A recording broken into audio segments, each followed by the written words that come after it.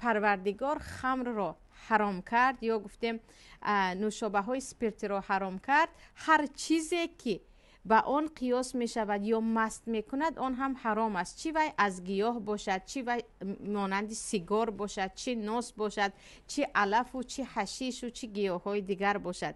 و سبحان الله پیامبر خبر می دهند که زمانی می شود که همین خمر را یا گفتیم همین نوشابه های سپیرتی را نام دیگر می گذارند و امتی من می گویند خود مسلمان ها برای خود حلال می کنند.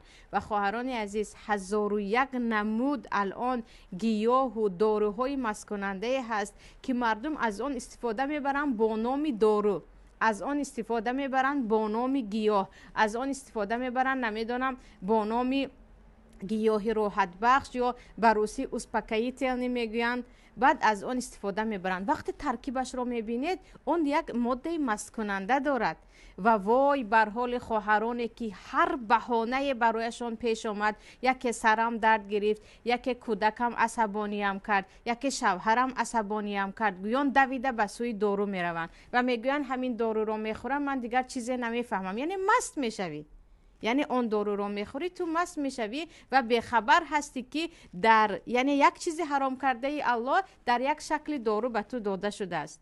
یعنی خیلی باید در همین زمانی حاضر که پر از فتنه است، پر از آمیخته شدن حلال و حرام است، خواهران عزیز خیلی احتیاط باشید از علل خصوص داروهایی که برای نرو یا برای عصب برای شما داده می شود.